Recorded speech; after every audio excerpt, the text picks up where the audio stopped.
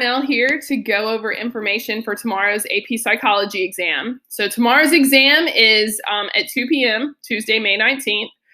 Some things you should do today: complete the testing demo. So go to my website if you haven't already, and the page that says exam info, and do things on there like the testing demo. You need to try that today so you can make sure whatever device you want to use tomorrow works. There's like a checklist you can do. There's some practice questions from the past, all kinds of stuff. This Google Docs on there and everything. All right, so let's talk about the exam. So first you're going to get an e-ticket in your email. They send it out about 48 hours before the exam. So at this point you should have it. If you don't, you need to go to my College Board, myap.collegeboard.com, which is your College Board account, and you can find it there. You're going to need to know your AP ID, which is an 8-digit number. It's like 8 characters. I think they're all numbers. And that'll be on your e-ticket because you're going to need that for testing. And here's the thing. You need to click your e-ticket. Even though the test starts at 2 p.m. tomorrow, you need to click your e-ticket at 1:30. So that gives you 30 minutes to go through and answer some security questions. And I don't know what the security questions are going to be. Excuse me, but basically they want you to authenticate, validate, prove that you are yourself. And I don't know how many there are, but you don't want to be doing that in test time and taking time out of your test question. So go on and do it at 1:30. Probably is not going to take you 30 minutes. And then you'll just kind of be sitting there waiting for the exam to start at 2. You'll probably hear me say this a couple times. Do not refresh your browser. So you're sitting there waiting, 2 o'clock strikes on your computer and the test question hasn't popped up. Don't hit the little spinning thing to refresh it. Just wait, be patient. Thousands and thousands of people are taking this exam tomorrow. It's the most popular AP exam. Everyone worldwide is taking the exam at the exact same time so that they can maintain like test security and stuff like that. People aren't telling people the answers to take it later in the day.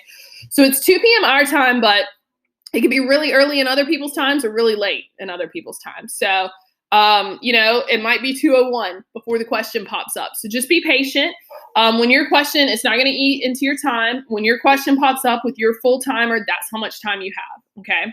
So do not refresh. Don't close it. Don't hit the back arrow, back button, anything like that. You're going to get a separate e-ticket for every exam you're taking. So make sure you use the one for psychology tomorrow if you're taking other classes. You can't share your e-ticket with anyone, and then you want to keep it in case something crazy happens and you need to request a makeup, like you get sick, a sibling interrupts you, your battery dies, your computer freezes, something like that. All right, let's talk about the exam. So the first thing is, like I kind of said, we don't have to figure out a time zone. So if you Google when the AP exams are, it says 2 p.m. Eastern Standard Time. Well, that's North Carolina's time zone. So we don't have to do any math of being like, is it an hour before or after? Excuse me, bad time to have seasonal allergies. So you don't have to do any of that. So we're at 2 p.m. tomorrow, but you need to log in at 1:30 to get all that stuff done first. All right, so this year's test is not necessarily going to be harder. So every year they have the free response questions, and every year they look at what people wrote and they determine how hard the test question was. So there's going to be a bunch of different parts to each question, and I don't know what they are. They'd actually talked this year about standardizing, like question 1 always has this many parts and question 2 always has this many parts.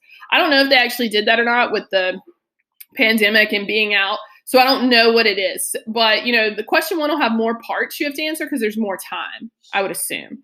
But there will be several parts for each question, and what they do is they look at it, and let's say question number 1 has 7 parts, and let's say question number 2 has like 5 or something, right? You don't necessarily have to get 12 to get a perfect score of a 5 for the AP exam. It could be a really hard question, and they could be like, wow, you know what? If you got just 4 of the things right in question number 1, 4 of the 7, like you can get a 5, or they could say, wow, this is really easy. You have to get all 7 to get a 5. It just depends, and you never know. So it's going to be like in proportion to how easy or hard the question is. So that's the thing I'm going to be talking about. Like, you want to hit submit. Don't run out of time, because if you run out of time and don't hit submit, you get 0 points. But like, say you're writing it and you did, you answered 1, 2, 3, 4, 5 of the 7 components, right? And you're sitting here freaking out, like, I didn't even get to answer the other 2. Well, if you nailed those 5, that could be enough to get a 5. You see what I'm saying? So it's like nothing to worry about, because the questions are going to be full, and they said there's a really good chance you're not going to get to finish. So just answer what you know. Hold on 2 seconds. Hey, guys. Sorry. Answer what you know, and then, submit it on time. So don't be worried that this year's going to be easier or harder. It's going to be like it is every year. Like I kind of explained this part.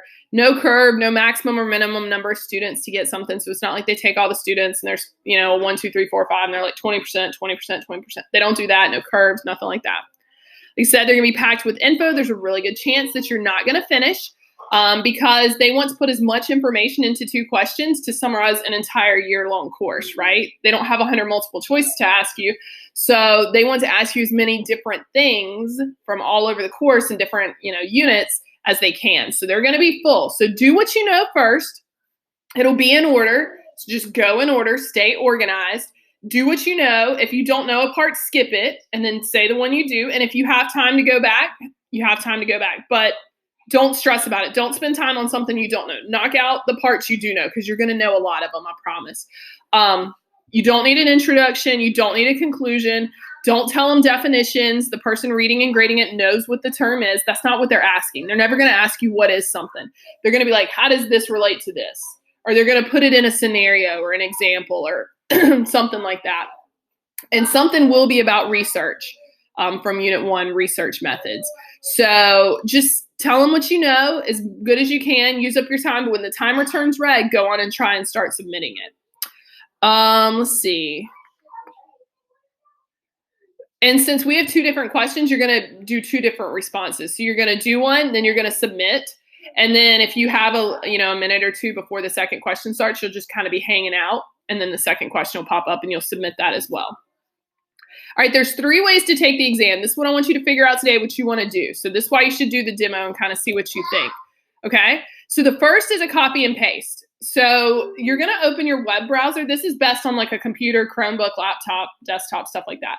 So you're going to open your web browser like what you're in now, Chrome, Safari, Edge, Firefox. You cannot use Internet Explorer, but I don't think most people use it anyways. But anyways, you'll open up your browser, check your email, click your e-ticket. You'll have, the question there. And then you need to have another program open, whether it be Google Docs, Microsoft Word, something to type in. You cannot type where the question is, if that makes sense. You'll have 2 different things.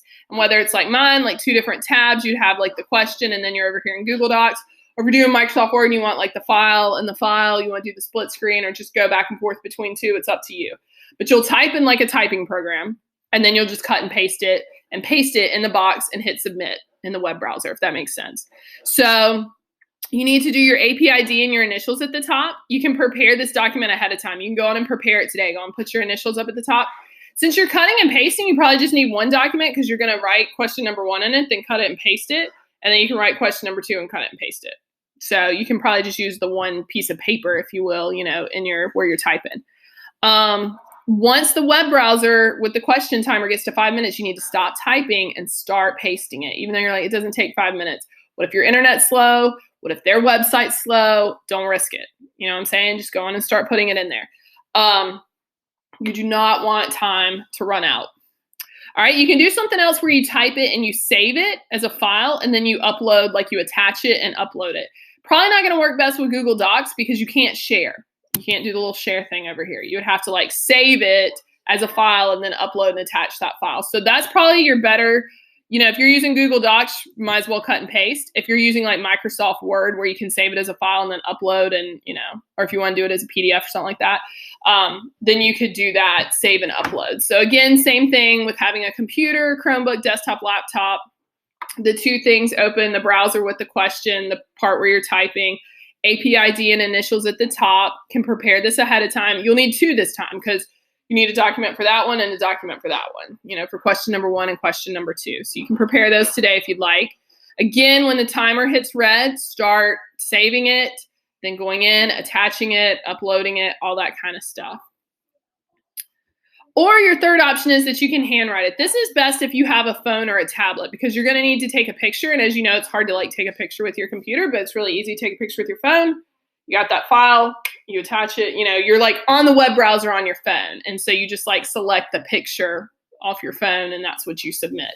So this would be best with a smartphone or tablet. You can use up to 5 sheets of normal sized white paper, or lined paper too, Write legibly in dark ink or pencil. Put your AP ID and your initials at the top of every page. You get up to 5 for each question, so 10 total. There's no way you're going to need that many. And so you would read it on your phone on the browser, or read it on your tablet, and then you would write it, okay?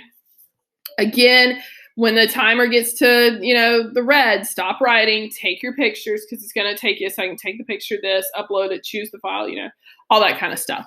You cannot have it open in two different places. You can't have two different web browsers with the question open, like on a computer and on your phone. You can't. So it's either on your computer and you're going back and forth between that and your typing screen, or it's on your phone and you're looking at that and your piece of paper. Okay, however you want to do that. I have several students who get accommodations. So if you get accommodations for extra time, it will automatically be built into the timer. You'll have your extended time right there. So don't worry about that. All right, request a makeup. If something crazy happens, you get sick, your battery dies, your device freezes, a sibling interrupts you, you can request a makeup exam in June. This is why you need to do it tomorrow. Don't wait till June, because if you wait till June and it freezes, you're done. And you put in a year of your life and there's no chance of getting college credit, which would be pretty terrible. All right, so try and do it tomorrow. And here's what happens. If something little happens, try and get back in. You know what I'm saying? Try and get back to work after your sibling interrupts you. Try and log back in after, it freezes or turns off or glitches, and see if you can finish. And if you finished, and then basically they want you to think about it. If you wrote all that you knew, and even if you had more time from the kid yelling at you, or, the time it took to get back into the phone, if you had that more time, like, would it have made your answer any better? Like, honestly, did you know anything else to say? If you could have said more, then you need to request a makeup. But if you're like, I said all that I had to say, there's nothing else I could have added, it wouldn't really impact your score, just go with it. But they give you 48 hours to think about it. And so there's information in your e-ticket, or you can go to cb.org/request-makeup, and you can request to have a makeup exam. You just explain what happened. And like I said, all those things up here that, could happen, that's what they'll approve you to. They'll then send you a new e-ticket in June. You'll do the same thing and take it in June. And I kind of just talk about all that. They'll send you an email. All right, so 5 steps before the exams, what you should do today. First, review your contact info. If you're getting emails and stuff from them, you're probably good to go. If not, go to myap.collegeboard.com, confirm your email, check, make sure you're getting, like, in your account settings, you're getting emails, you're like subscribed to it and stuff. If it's in your email that it's kind of acting wonky, then add this contact to your email, collegeboard@e.collegeboard.org. And that's like the email address all their stuff comes from. And that way it'll always come straight to your inbox. Check your tech today. So you do not need to add the lockdown browser to anything, which is really good. If you're using like a Chromebook or a computer with Google Docs, and you have the plugin for Grammarly, you're going to have to remove it. Not that they care about grammar, and honestly, that's not really what they're judging you on anyways. As long as what you say makes sense, you're fine. Something about that plugin and the site they use to upload it, it's like they don't mesh. So you're going to need to get that plugin off, that extension off. If you can't, then maybe you need to use a different device like a phone or a tablet or something. Like I said, the browsers, Chrome, Firefox, Safari, or Edge. You cannot use Internet Explorer. You can use a document program, Google Docs, Word, maybe even Notes or whatever, and type it in there if you want to copy and paste or something. Like I said, Google Docs you cannot share. You can copy and paste, but if you want to do the upload, you'd have to figure out how to save it as a file and then attach that file. So today, go to cb.org/AP-demo and practice doing the demo. So you can see how it feels for tomorrow, which one you want to use or not, your phone, your computer, write, type, whatever. I was supposed to see, look, I had my little italics and underline going on here. So gather information today that you're going to need, like your email with the e-ticket, your AP ID, what device you're going to use, the browser on the device. There's an AP checklist, and I have that on my website too, and you can go to cb.org/AP checklist, read over that, make sure you have all that stuff. The document program on your device you want to use, internet or cell data, any notes, any textbook notes, you can use that. Paper, did I not put that on there? I should put that, because if you're not using the document program, you're going to be using paper and pencil, pen or pencil. There you go. And any notes or textbooks. Something I would say is good. Those pages I gave you at the beginning of every unit had all the vocab on the back. So there'd be 9 total, but I didn't give you one for the 7th unit. I never made that one. So you can just know if it's not on there, it's in the 7th unit we just did with personality, motivation, and emotion. And you can have those out, and those could be a quick reference. And I know, like they said, they're going to ask research from Unit 1. So maybe you could, if you're like, what's the difference between a correlation and a case study? Again, you're not going to really have time to go through your textbook or notes and stuff, but that could be like a quick little reference or something easy to help you, but you can go through them. Don't use the internet for several reasons. A, everything on the internet is not true. B, the internet's so cumbersome. Like, you're going to have to like get down to like the heart of the matter. The internet's going to tell you like what things are and definitions. And that's not what they're asking tomorrow. They're asking a specific, this relates to this. That's not going to be on the internet. And like the internet, you could fall into a rabbit hole, right? And I don't want anyone, you know, being like even accidentally associated with cheating because you clicked on the wrong web address, or because your IP address was associated with a forum where people were talking about the, you know, the test, because it's just going to be a blanket like you cheated, and the consequences are pretty severe. So I think I have that later on to tell you about that. So I would strongly discourage the internet because you can't plagiarize and stuff like that, obviously. And if you're going to be using your notes, you can go to cb.org/openbooktip and look at those. And then exam day, see, look, I forgot about my formatting. It was looking so good. You're going to need your confirmation email with your e-ticket, your checklist, and your APID number. So just again about our exam, which I think I've said drilled into your head so much, 2 free response questions. One will be about research methods from Unit 1. First question's 25 minutes to respond, 5 to upload. Second question's 15 minutes to respond, 5 to upload. So total 30 and 20 minutes. You're not going to be able to move into question 2 until it's time. So there's no benefit in finishing question 1 early. You're not going to go on and get into question 2. You're just going to be sitting there waiting until the time when everyone else gets question number 2 as well. Again, 30 minutes before the exam at 1:30, go ahead and sign in with your e-ticket, confirm your identity, and just kind of be hanging out there waiting for the question to pop up. Questions can upload in the background. So like if you submit question 1 and it's like uploading, you can go on and start into question 2. When you finish question 2, wait for it to finalize though. You should get a confirmation screen. So don't shut your computer off, close your web browser, nothing like that on the last question until you see that it's taken. But the first one, you don't need it. Like, you don't have to sit and wait and lose time into question 2. It can upload in the background. You can go and start typing question 2. When you get done with question 2, do wait, because if you don't get that, you're going to need to let me know, because you might need to request a makeup or something. Try and find a place with as few distractions as possible, somewhere quiet and away from others. Ask others not to use the internet, maybe, like especially if they're like streaming Netflix or, you know, gaming on it or stuff like that. It takes a lot of bandwidth. You know, from about 1:30 to 3, see if they'll like not use that for you. Have your device charged and plugged in. Remember all the time. You got to be aware of your time. So there's not going to be any sounds telling you anything. There's not going to be a person in real life telling you anything. So you have to be aware. So if you're like looking at the web browser screen with the timer and the question, then you go to start typing and you don't still have that screen up, like you might not realize how far down the time's running. So constantly be checking in on that, or use a phone too, or a watch or something, you know, to kind of help you, because, so that like, you don't want the time to run out, so that when it turns to red, 5 minutes, you need to stop. Even though 5 minutes sounds like way too long to submit, your internet's slow, if their website's being slow, like just, you need the time. You don't need to risk it. So as soon as it turns red in 5 minutes, start trying to submit your answer. You can't work with anyone, communicate with anyone, copy any work, whether it's from online or the textbook, plagiarize, submit anything that's not yours. Very strict cheating policies. They are working with like some super strict like internet security stuff, like that do like banking and stuff. It's crazy. They've told us some stuff, but they're not going to tell us a lot, because I guess they want it to be really official and work. And so we don't know, so we can't tell you what to bypass, but it sounds pretty serious. And if you're caught cheating on the wrong website, associating with the wrong person, the wrong forum, whatever, group chat, you name it, and there's digital trails of everything nowadays, so like don't do it. Not only will your scores be canceled, but they're going to send notifications to all the colleges that you're accused of cheating. And colleges aren't going to accept you. Like, they don't want that. So this is huge. Do not make a big, big problem for you later in life over one little question or one little term. Just just skip it if you don't know it. If you honest to God don't know anything, can't even think of anything to like make up, then just skip it. It is not worth ruining, I don't want to say the rest of your life, but like potentially, you know what I'm saying? So just stay off the internet. Stay off your cell phone and talking to people. Stay off that kind of stuff. Don't refresh your browser. Use the back button or close your browser. Scoring will be done as the same in years past, except they're just, all the readers aren't going to be together. They're just going to be doing it at home. So all your stuff will still come at the same time. you'll still get your scores by mid to end of July, and so will I. Something to say, which I think I might have said it, but like, make it as easy to follow as possible. These readers are reading thousands of essays, and you can imagine if you were in their position.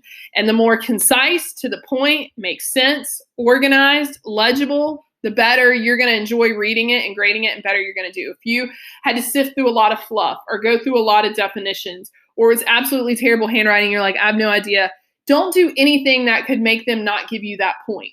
You know what I'm saying? Like, make it really easy where they're like, check, yep, she got it, yep, that's it, yep, 7 points. You know what I'm saying?